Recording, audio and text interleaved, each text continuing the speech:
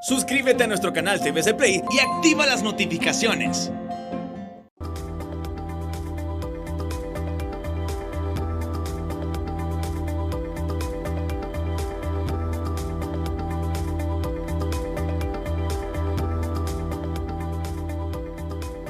Hola, ¿qué tal? Qué gusto saludarles. Bienvenidos a una edición más de Al Banquillo.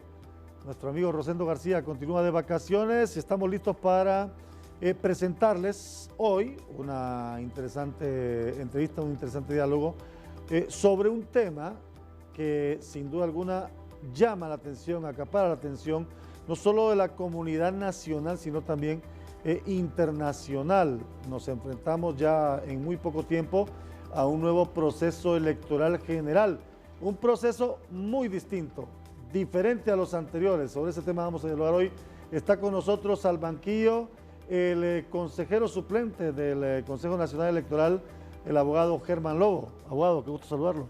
Mucho gusto, Aldo. Para mí es un honor estar aquí con usted. Primera vez en el banquillo. Primera vez en el banquillo, pues es un privilegio estar con usted.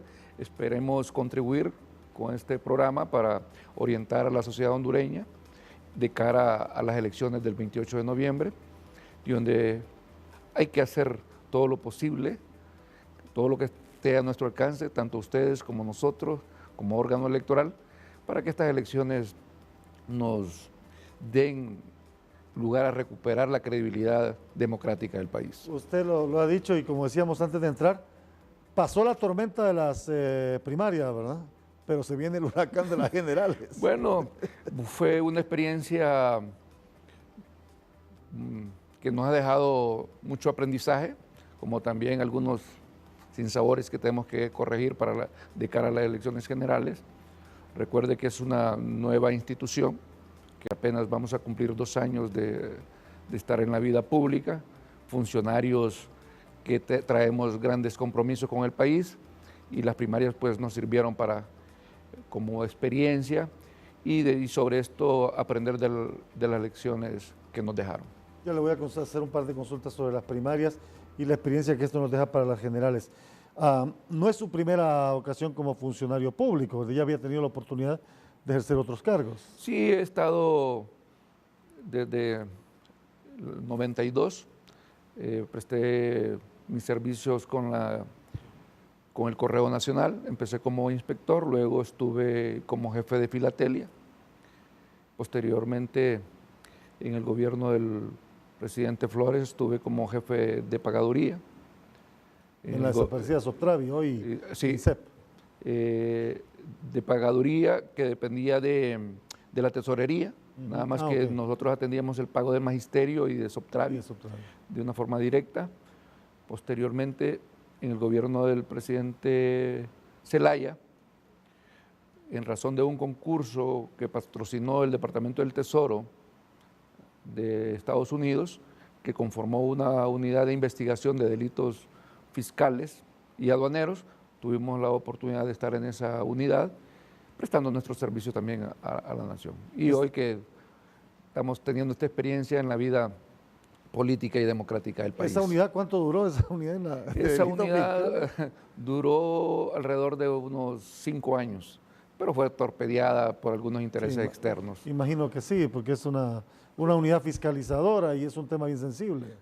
Sí, nos tocaba tocar algunos temas de algunos personajes que se incomodaban, entonces empezaron a torpedear y fuimos. Al final la Dirección Ejecutiva de Ingreso se disolvió, Aduanas pasó a ser una dirección y Rentas otra dirección, y entonces la unidad desapareció. Sí. Se mantiene al margen un tiempo, ¿verdad?, de la actividad pública y política. Estuve al margen como 7 años, prácticamente alrededor de 6 años, debido a una experiencia que viví ahí en pagaduría, que creo que con la persona que vivimos experiencia ahora somos muy buenos amigos.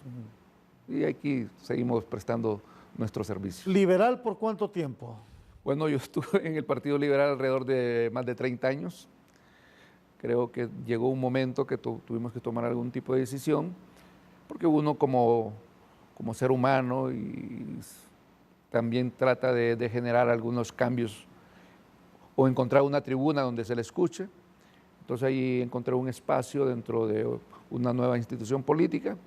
Estuvimos trabajando y logramos pues tener buenos sucesos que para algunos pueden ser buenos, para nosotros sí fueron buenos de haber obtenido representación en el Congreso. En el Congreso, sí. Y con eso pues generar de una u otra manera algún tipo de estabilidad al país. Ahora usted es, representa, bueno, es parte del Partido de Alianza Patriótica.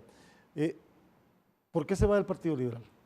Porque buscábamos espacios Okay. donde se nos diera la oportunidad de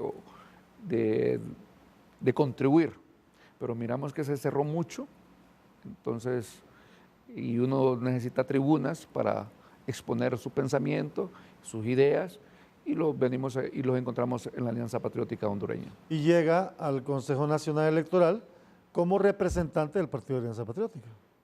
Podríamos decir que tuvimos la oportunidad de someternos al proceso público. Claro, correcto, sí, pero... Sí tuve una propuesta del partido, pero llegamos a un proceso público y déjeme decirle que yo siempre lo he venido manifestando, que desde el momento que yo puse mi mano en la Constitución de la República, me convierto en un funcionario público para velar por los intereses de todos los hondureños y de todas las organizaciones políticas. Eso es lo que debería de acontecer en la práctica, que al margen de que vaya propuesto por X o Y partido, el funcionario público en ese momento hace a un lado el interés partidario porque prevalece el interés del país. Y es más, soy muy cosquilloso sobre sacar a palestra pública mi identidad política para no verme involucrado o perder la objetividad misma sobre la función que tengo que prestar en el Consejo Nacional Electoral. ¿Lo llamaban para las primarias? Para pedir información, para ver cómo está la cuestión. Tanto en las primarias como para otras cosas que creo que algunos personajes que de repente hace 2 años no nos conocían y alguna actitud o comportamiento nuestro no les gustó y ya nos conocen. Y pretendemos pues seguir una línea en razón de contribuir con el país.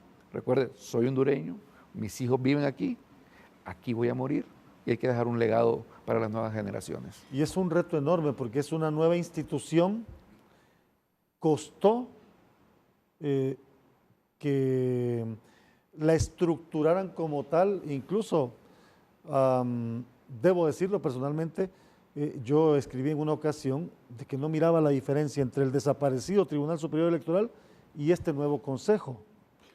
Es un reto y creo que más que un reto es un compromiso que tenemos que asumir las nuevas autoridades y distinguir que el Consejo Nacional Electoral tiene 3 consejeros propietarios, 2 suplentes, y que también cuenta con un pleno que solo lo integran los propietarios.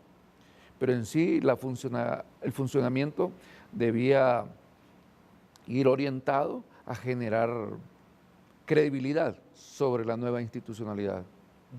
¿Cómo vivió usted esos momentos de presión tras las internas? El suspenso, pocas veces vivido, creo que nunca vivido en el país con una elección y el conteo de repente manual, empírico y no digital como se había visto en anteriores ocasiones. De repente presión partidaria no tuve, en razón de que era elecciones a nivel de algunos de los partidos que fueron a las primarias. Sin embargo, la opinión pública quería conocer cómo iba el proceso. Y los amigos, que yo los considero así, los amigos de la democracia, que son ustedes, que son los medios, son la prensa, quería llevar información al pueblo hondureño. Y sí, hubo un momento que sentí tensión de no poder decir algo para generar tranquilidad sobre lo que estaba pasando en ese momento cuando se decidió no dar datos preliminares, sino que esperar y hacer cortes y darlos públicamente a la sociedad a través de los comunicadores sociales, y para eso nos tardamos 2 días. fue difícil ese consenso de decir, aquí nadie va a hablar hasta que decidamos que se va a empezar a ofrecer datos. No tuvimos limitantes, pero tampoco podíamos venir a especular. Teníamos que, en razón de algo, dar alguna certidumbre a la sociedad. Y creo que ustedes jugaron un papel muy importante, porque a pesar que hubo un silencio electoral, la sociedad al final entendió que teníamos que hacer un proceso, que no contábamos con un sistema de transmisión de la noche que llevó la elección, y gracias que se pudo mantener y generar confianza. Y al final, ¿qué pasó con ese sistema de transmisión? ¿Por qué no se pudo tener un sistema de transmisión que le diera a la población más confianza en el mismo? Esto, recuerde que se estuvo trabajando en un proceso y se elaboraron los términos de referencia para hacer una contratación, se hizo pública la contratación, y sobre eso pues, solo 2 empresas presentaron oferta, pero no llenaron las expectativas de lo que se perseguía por el Consejo Nacional Electoral. Sin embargo, la Comisión de Compra recomendó que se podía hacer una contratación directa. Al final, por mayoría, se decidió no contratar ningún tipo de empresa, sino que irnos a dar resultados parciales, de conformidad se iban procesando las actas, aun cuando el consejero Aguirre recomendaba que sí hubiese un TREP, pero la mayoría, como es un órgano colegiado, se decidió no contratar ninguna empresa. Y por eso fue que se fueron dando parcialmente después, 2 días después de las elecciones, los resultados. Y a su juicio, después de esa experiencia vivida, si en aquel momento a usted le hubiese tocado votar y hubiese tenido la voz y el voto en ese momento, ¿se hubiera inclinado por un TREP después de lo que pasó? Yo sí, porque creo que lo mejor es la comunicación, y sobre eso generar certidumbre, porque el silencio genera demasiada especulación. Y fue un silencio tal vez no tan largo en días, pero sí en el suspenso del tema electoral por las acusaciones y contraacusaciones de los candidatos. A mí me tenía tenso un relojito que ustedes tenían en la televisión. Van tantos días y no tenemos resultados. Yo lo repetía bastante. Entonces, todos los días llega a la oficina. Entonces eso pone tenso. 56 horas y el CNE todavía.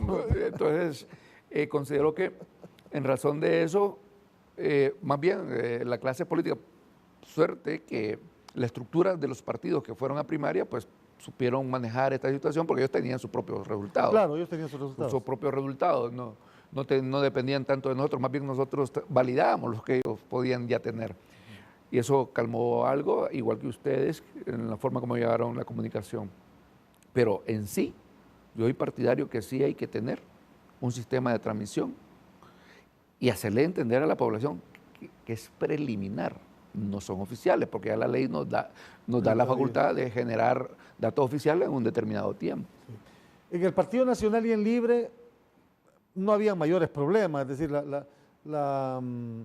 la expectativa en cuanto a resultados no era tan crítica como en el Partido Liberal. El Partido Liberal, ¿qué pasó en esas elecciones del Partido Liberal? Si hubo complicaciones, si hubo fraude, si hubo mala estructuración en la mesa o mal manejo en la mesa, ¿se dio en el tribunal o se dio en la mesa electoral? Hay que recordar que el Consejo Electoral es el órgano administrativo, técnico, logístico. Yo vine manteniendo un concepto que en las primarias el Consejo Nacional solo se convierte en el órgano logístico de los partidos. Quienes al final organizan todo el proceso primario son los partidos. Ellos tienen un comité o junta electoral nacional que ellos regulan sus elecciones. Y además el Consejo Nacional Electoral no cuenta votos. Lo que hace hace el escrutinio por las actas que le vienen de la mesa. Y la mesa es manipulada, no manipulada, sino que es creada o llenada por los miembros de la mesa. Y en ese momento los miembros de la mesa eran los movimientos políticos. Y la pregunta podríamos hacerla si estaban bien estructurados los movimientos como para tener representantes de la mesa para certificar que esos datos vinieran correctos. Sí. Al final, ¿cómo se resuelve todas esas inconsistencias denunciadas que un movimiento presentaba un acta, el otro movimiento presentaba el otro acta, diputados o candidatos a diputados también presentaban sus actas, candidatos a alcaldes? ¿Cómo se decide solventar esa situación en un partido político? Porque los demás eran mínimas las situaciones en comparación con las liberales. Yo escuché tantas denuncias y cuando me hacían la pregunta yo lo decía, no se quede en el simple hecho de hacer la denuncia a través de un medio de comunicación. Sí. Hay que reunir las pruebas y llevarlas a la instancia correspondiente. Las actas originales las tenía el Consejo Nacional Electoral. Si usted creía que un acta estaba alterada, solo tenía que pedir o impugnarla y solicitar que se le cotejara con el acta que tenía el Consejo Nacional Electoral.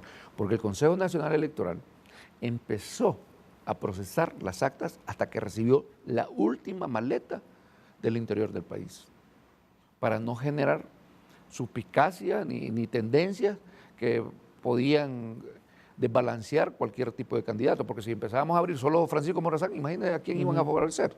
Entonces esperamos que llegaran todas las maletas del interior del país y en base a criterios técnicos se fue abriendo porcentajes por departamento para sacar un dato más o menos equivalente para todos. Voy a ir a una pausa, pero vamos a seguir hablando de lo que se nos viene y la expectativa que se tiene de cara a las elecciones generales de noviembre. Estamos al banquillo con el comisionado del CNE, abogado Germán Lobo. Volvemos.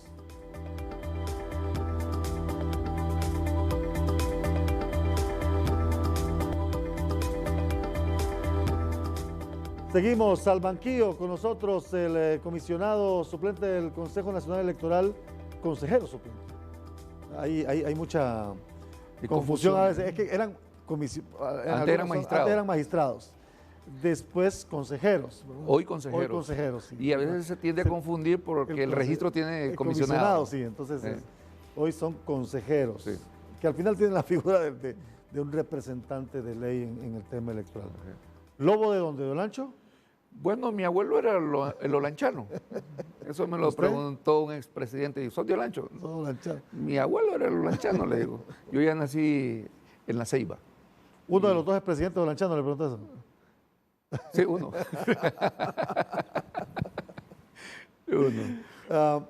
El hecho de no tener una nueva ley electoral cuando se va a elecciones primarias, ¿le pasó factura al Consejo? Mira, yo considero que no podemos descansar tanto en una ley. Mas en ese momento yo apelaba, bueno, hemos venido apelando a la actitud de cada actor político. Y decía, al interior de los partidos debe prevalecer la ética política y la confianza entre ellos para generarle credibilidad al proceso interno al que íbamos. Pero es lo que menos hay en los partidos. Pero tenemos que trabajar para eso. Claro, todos. Es un anhelo, es un reto. Sí, porque si no confiamos entre nosotros mismos, imagínate cómo vamos a ir a confiar en el adversario directo, genuino. Entonces, considero que no podemos descansar tanto en una ley, sino que también en la actitud de los individuos y de los partidos políticos para sacar adelante cualquier tipo de proceso. ¿Qué se le dice a un país que va a ser convocado, o ya fue convocado y que acudirá en breve a elección general para autoridades, con la percepción de que el resultado de las primarias o el panorama tras las primarias no fue el mejor? Partamos de lo siguiente, y esto creo que debemos de hacerlo todos los días. El 27 de mayo se hizo una convocatoria a elecciones, pero ¿a quién se convocó? A los ciudadanos. se convocó a los ciudadanos para que acudan a elegir sus nuevas autoridades el 28 de noviembre. Yo creo que esa convocatoria debe hacerse a diario para generarle conciencia a todo el ciudadano que tiene una responsabilidad de ir a elegir sus autoridades y no quedarse sentado después solo señalando que lo que se eligió no sirve. Yo creo que aquí el propósito es buscar cómo motivar al electorado y cómo podemos ir avanzando y venciendo el abstencionismo, porque al final el abstencionismo favorece a los políticos de oficio, porque ellos ya hacen sus cálculos sobre un voto duro ya determinado. Claro, y sobre el porcentaje de abstencionismo ya, que es prácticamente como tradicional, el porcentaje de gente que ya no quiere votar. Entonces el abstencionismo los favorece a ellos y ellos de una u otra manera se distribuyen el poder de la nación.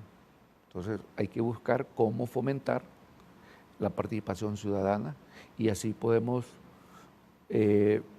sobrellevar cualquier duda que se pueda tener en un proceso electoral. Desde la perspectiva del órgano electoral, usted como consejero, ¿cómo convencemos a la población de que participe? Creo que nosotros debemos de generarle confianza también y debemos de comunicar que lo que estamos haciendo es en razón de fortalecer la democracia y debemos de ser transparentes con lo que decimos y con lo que hacemos. ¿Este Consejo Nacional Electoral le está generando confianza a la población de cara a las generales? Pues tenemos, en lo personal tengo la oportunidad de trasladar lo que tengo conocimiento que se está haciendo cada vez que puedo a través de los medios de comunicación. Y creo que de una u otra manera puede venir a fomentar la credibilidad sobre la institucionalidad. Ahora, usted está claro que se van a jugar intereses fuertes en este proceso general. Va a ser un proceso general bien complejo, no solo por la cantidad de partidos políticos que van, sino por todo el panorama que está viviendo el país, que va a ser un proceso que tiene que ser, no sé si ustedes lo han dialogado a nivel de consejeros, como manejado con pinzas, con mucho cuidado, porque de la actuación o del manejo de este proceso y de cómo se desarrolle, depende gran parte de la estabilidad social y económica del país y política del país. Después de la experiencia del 2017, creo que generando una nueva institución por el desgaste que sufrió el pasado tribunal, creo que es un gran reto y una gran responsabilidad de devolverle a la sociedad una credibilidad en su proceso electoral. Y eso nos permitiría también ir generando confianza, ir apartando esa polaridad que la sociedad ha venido teniendo desde el 2009, que no cree en nada ni en nadie. Y así como está la situación del país, con la crisis de dos fenómenos de esta pandemia, creo que la sociedad necesita algo en quien confiar y ver que hay esperanzas y que pueda también esto generar inversión en el país, porque estas crisis nos perjudican a todos. Absolutamente. No solo a los políticos, perjudican a la empresa, hasta la señora que está en la esquina vendiendo la tortilla. ¿Cómo se está preparando para el proceso electoral? Particularmente en el tema de resultados. Creo que esa es la preocupación de los diversos sectores. Uno de los resultados, y fuera de esto la representación en las mesas, que la ley ya dejó definido esta situación, y eso ya no les compete a ustedes en realidad. Pero a nivel de resultados sí. ¿Cómo se están preparando para eso? Bueno, tenemos un cronograma y estamos trabajando cada proyecto de cara a las elecciones. Y todo va desde adquisición de insumos, va de generar un censo nacional electoral, que hemos venido hablando de un nuevo censo. Que se supone debe estar ya depurado, ¿no? Estamos hablando de una nueva tarjeta de identidad, para ir sorteando esos mitos que han venido manejando, que los muertos votan, que los que fueron para Estados Unidos y ahora gringos votan. Sí. Entonces, y de paso, pues ya la ley nos marca la implementación de algunas tecnologías, como es lectura de huella, en el momento de ir a votar, que el ciudadano que va a presentarse a una mesa, pero ahora se llama Junta Receptora de Voto, Sí. tiene que poner su huella para que se identifique realmente que es la misma persona que aparece en el listado y aparece en nuestro censo y que eso lo habilita a votar en esa mesa. También se está hablando de, ya es una obligación, ya no nos puede pasar lo de las primarias, porque ya está en ley que hay que tener un sistema de transmisión de resultados preliminares, y lo mejor de esto, que ese resultado que sale de la mesa va directamente al centro de cómputo del Consejo Nacional Electoral, y esa misma imagen en el mismo instante va hacia terminales que van a tener todos los partidos políticos y todos aquellos medios de comunicación que quieran tener una, como ustedes, para ir verificando todas las actas que estén transmitiendo del interior del país. Y ahora, sobre el esquema que se está diseñando, no se van a llenar a mano las actas, sino que va a llegar un dispositivo electrónico donde se va, una vez que hace el conteo por nivel electivo, se llena el acta, y cuando estén de acuerdo todos los miembros de la mesa, Se llena de manera electrónica. se llena en el dispositivo de manera electrónica. Para evitar la manipulación. Sí, para borrones, y que el 8 lo hice como... Sí, que el 0 le 3 pongo el lo hice palito. como 8, Sí, el 3 entonces, lo hice como para 8. evitar eso, se va a llenar en el dispositivo, y una vez que ya está llena el acta en el dispositivo electrónico, se le muestra a los miembros de la mesa, y una vez que todos estén de acuerdo, pues se imprime, la firman, se escanea y se manda para el centro de cómputo. Y al mismo tiempo le llega a los medios de comunicación, a los partidos políticos, a las organizaciones nacionales e internacionales que quieran tener un sistema de esto. Y sobre las mesas, pues la ley determinó que las fuerzas mayoritarias pues tendrán representación en todas las mesas, que van a ser alrededor de unas 18.400 mesas, y los partidos alternativos pues tendrán que, en una forma alterna, darle representación en las demás mesas. Ahí es donde está el punto de conflicto, ese cordón de tres nudos, la transmisión de resultados, el manejo de la mesa electoral y el censo. ¿Ya hay ofertas para el sistema de transmisión de resultados? Por el momento,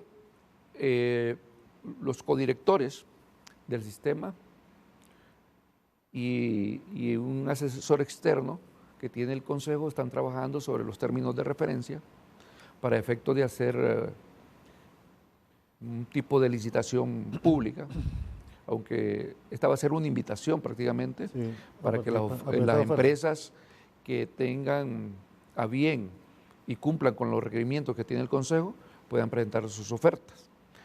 Y porque el tiempo es tan corto, porque la misma ley manda que para el 27 de julio ya el Consejo Nacional Electoral tiene que tener definida la empresa la cual le prestará estos servicios.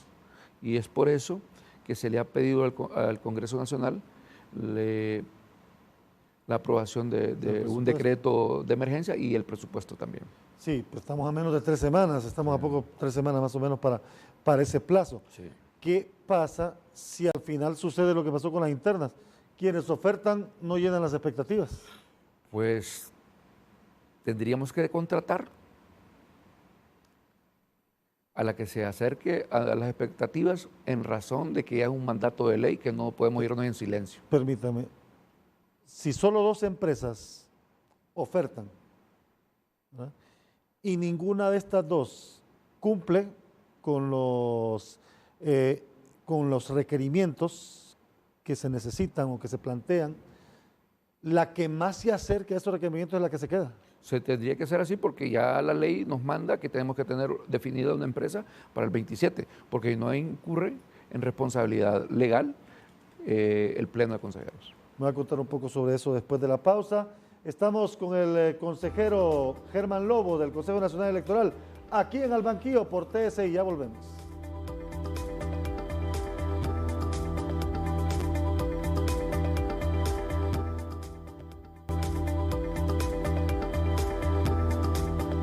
De regreso al banquillo hoy, el consejero Germán Lobo. Estamos hablando sobre el panorama electoral 2021. Me dejó todavía la incertidumbre, ya me preocupó con el tema de la transmisión de resultados, porque tendríamos que adecuarnos al sistema que nos ofrezca una empresa, aunque no cumpla 100% con los requerimientos que se establecen. Bueno, partamos de que los términos de referencia que ponga el Consejo a disposición de las empresas y vengan a ofertar, no creo que vayan a andar muy alejados porque van en razón de un requerimiento de un producto. Porque, por ejemplo, a usted le piden algo con determinadas características y no las tiene, no participa. No participa.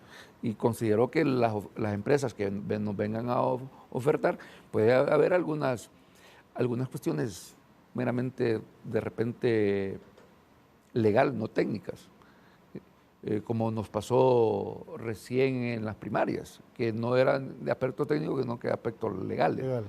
Y sobre eso, pues, considero que el Consejo tendrá que tener la visión de ver qué empresa cumple más con los requerimientos que se le está pidiendo. Antes del 27 de julio deberíamos saber quién va a manejar el sistema de transmisión de resultados para comenzar a preparar todo eso. O el 27 vence el plazo para presentar las propuestas. Para el 27 de julio, de conformidad a la ley electoral, el Consejo Nacional Electoral tiene que tener definido qué empresa le va a acompañar en la transmisión de resultados. Ya lo establece la ley, claro. Y luego deberán venir las pruebas respectivas. Hay un cronograma para la realización de pruebas y presentación a los partidos políticos que van a participar.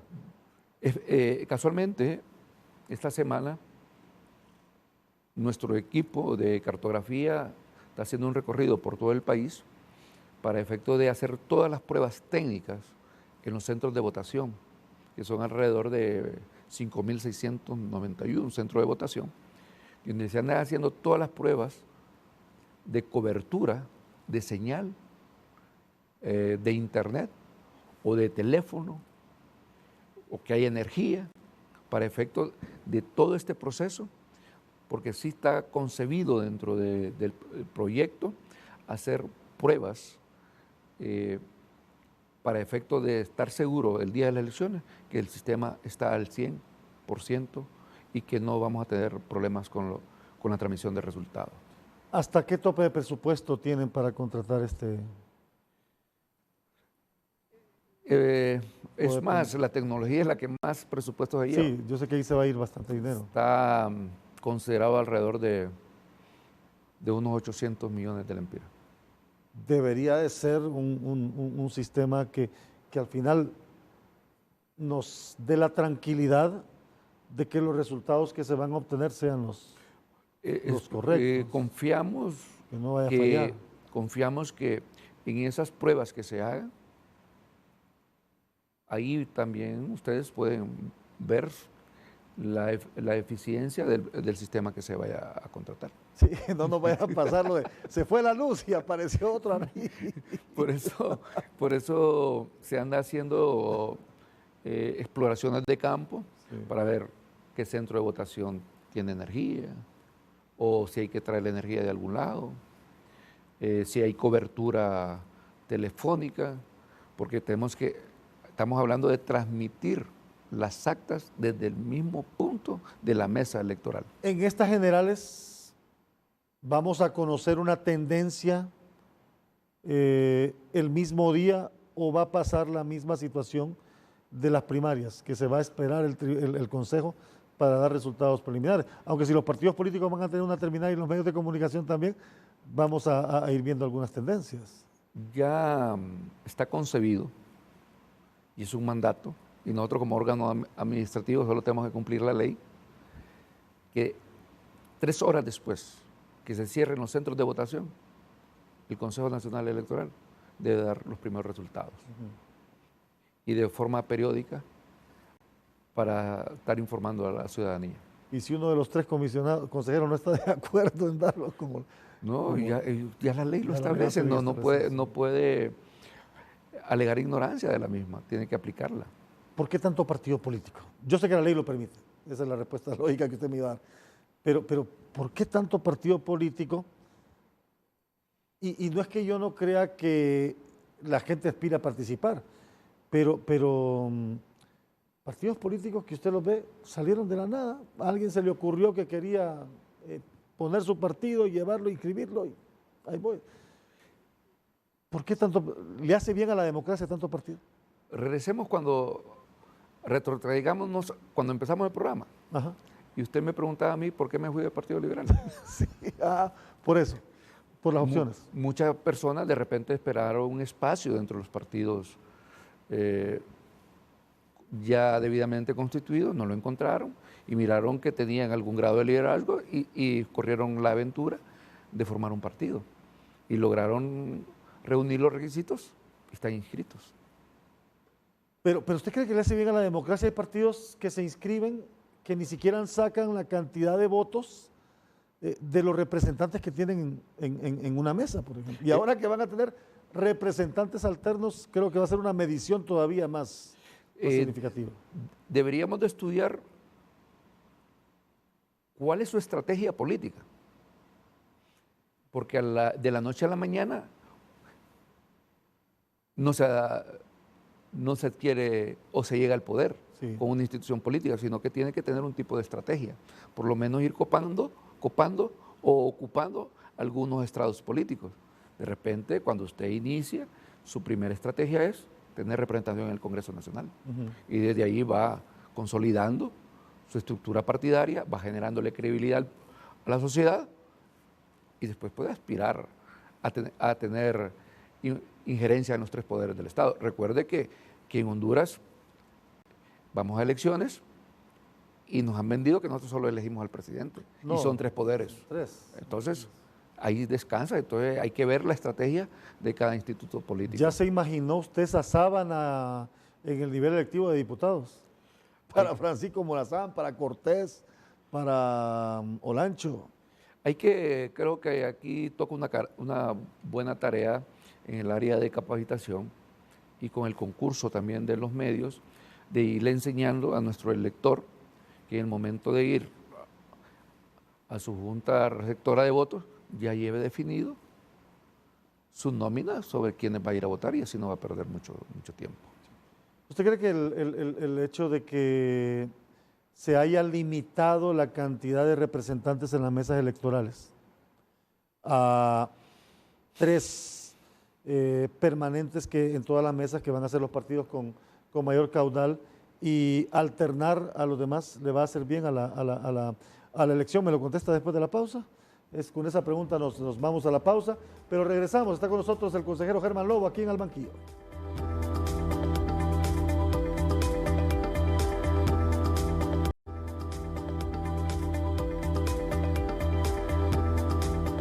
Estamos de regreso. Antes de la pausa le preguntaba al consejero Germán Lobo si será beneficioso para evitar ese tráfico en las mesas electorales, ese tráfico de credenciales, que solo 3 partidos tengan representación en todas las mesas y el resto de partidos políticos vayan aleatoriamente incorporándose como suplentes. ¿Verdad? En las, como propietario, pero como vocales. Pero como vocales. Sí. Mira, yo vengo de un instituto político. Claro. Y nosotros en su momento le hicimos un planteamiento a la OEA y a Naciones Unidas de cómo podría integrarse la mesa electoral, despojándonos de ese interés particular. Y nosotros la propuesta que le hacíamos era que fuera una mesa cívica, donde de una forma aleatoria, por domicilio electoral, escogiéramos a los ciudadanos que integrarían esa mesa electoral. No políticos. No políticos, de Sí, carrera. la famosa ciudadanización de las mesas. Uno le llaman ciudadanización, otro le llamamos mesa cívica, Sí. porque ciudadanos también son, aún Claro, siendo políticos. aún siendo políticos, sí.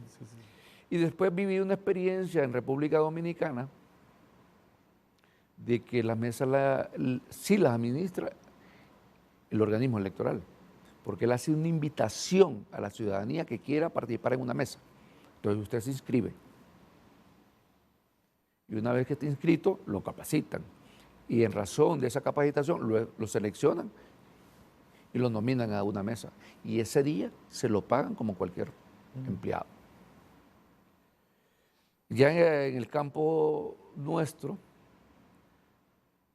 me atrevo a analizar que aquí las fuerzas políticas mayoritarias concentradas en el Congreso Nacional han venido visualizando lo que ha estado pasando en Latinoamérica. El descontento que la sociedad ha venido teniendo con los políticos de oficio está dándole opciones a nuevas alternativas en los procesos electorales. Si no, miremos El Salvador. Y debido a eso, para mí, miraron la oportunidad de consolidarse a través de una ley electoral. Es decir, consolidar las fuerzas mayoritarias. Las mayoritarias aquí, representadas en el Congreso a través de la mesa electoral. O sea, seguir cuidando la mesa. Ellos siguen cuidando la mesa, porque la mesa no la administra el Consejo Nacional Electoral. El Consejo Nacional Electoral solo recibe las actas generadas en la mesa. Y ellos son 3 más 5 que van a ser alternos los que decidirán cómo va a venir esa acta electoral al Consejo Nacional Electoral. Entonces, para mí es una forma de consolidar las fuerzas, previendo lo que está pasando en Latinoamérica. En pocas palabras, usted me está diciendo que usted estaba de acuerdo con la representación de todos los partidos políticos en la mesa. De repente no en la representación de todos los partidos políticos porque somos demasiados, son demasiados. ¿Ponerlo aleatorio incluso a los 3 grandes, a los 3 mayoritarios? Más, no lo iban a permitir, pero yo más,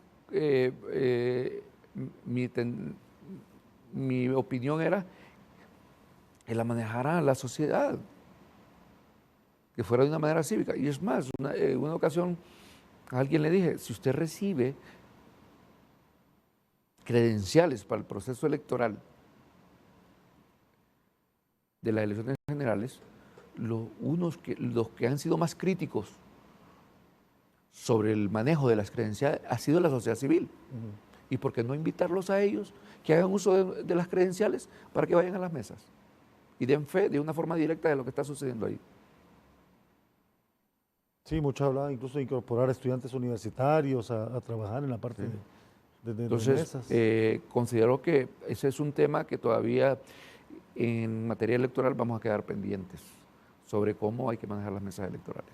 Sí, y ese es un tema en el que hay que ir trabajando hacia una nueva etapa electoral donde tiene que entrar en juego la ética política. Sí. Sé que hablar sobre supuestos es bien complejo, pero es un secreto a voces en el país. Y no podría terminar esta entrevista sin consultarle eso. ¿Qué pasa si un candidato presidencial renuncia o se ve obligado a salir? ¿Es el partido quien decide quién va a participar? Hay un artículo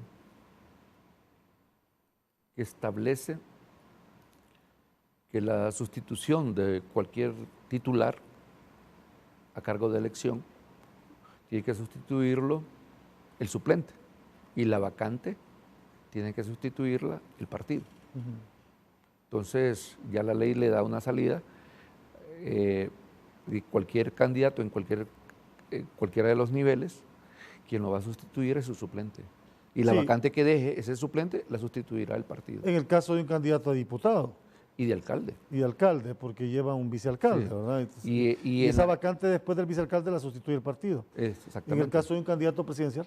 Creo que la fórmula está de que el partido definirá dentro de los 3 designados presidenciales, porque ahí no hay uno, no hay dos, no hay ni Usted tres. sabe por dónde voy, ¿verdad? Sí, yo perfectamente. Usted sabe por dónde voy. ¿Qué pasa si en el Partido Nacional, que este es el secreto a voces, don Tito Afura dicen que renuncia y el partido propone al actual presidente? Bueno, por leo le digo, existe un artículo en la ley que dice que lo va a sustituir cualquiera de los designados que decide el partido, y la vacante la designa el partido. Explíquemelo mejor. ¿Tiene 3 designados? Tengo 3 designados. Sí. Y a ninguno identifico Pero como no- primero, segundo ni tercero. Pero no quiero poner ninguno de esos 3, sino que dice el partido, no, este va a ser nuestro candidato. Pues no le encuentro ninguna salida legal, porque ya la ley le dice quién sustituye a quién. La ley le dice que va a ser sustituido por un suplente, y el presidenciable tiene 3 suplentes. Claro. Entonces, Son sus 3 designados. los 3 designados. Lo único que el partido definirá cuál de los 3 designados. ¿Se han puesto a pensar en ese eventual y complejo panorama antes de las elecciones? Y como funcionario más nos tenemos que limitar a opinar sobre Claro, eso, por sí, si sí, en algún momento Les toca conocer. nos toca conocer. Abogado, ha sido un gusto de verdad dialogar con usted. Creo que es importante que la población sepa lo que nos vamos a enfrentar dentro de muy poco. Y lo que usted decía, más que el abstencionismo necesitamos que la gente participe. Si la gente está molesta con los políticos, que exprese su malestar en la Sí. urna. Sí, sí. Creo que cuando miramos el abanico de 14 partidos, y todavía que la ley le da la oportunidad de candidaturas independientes, y habemos buenos hondureños, y que consideramos que podemos generar cambios en el país, dejemos de participar. No solo quedarnos en el sillón cómodo viendo la televisión, viendo lo que pasa, y en vez en cuando entrando a un programa a través de un chat criticando. Hay que participar. Creo que es lo más saludable. Y hay tanto abanico donde usted puede encontrar un espacio como buen ciudadano, como buen hondureño, para buscar una participación y desde adentro buscar los cambios del país. Ha sido un gusto, abogado. Para mí es un honor y espero haber contribuido en este programa con la sociedad hondureña. Claro que sí. El abogado Germán Lobo, consejero del Consejo Nacional Electoral, el panorama que se nos viene para el 2021 lo hemos abordado aquí en Al Banquillo. Gracias por su sintonía, nos encontramos en una próxima edición.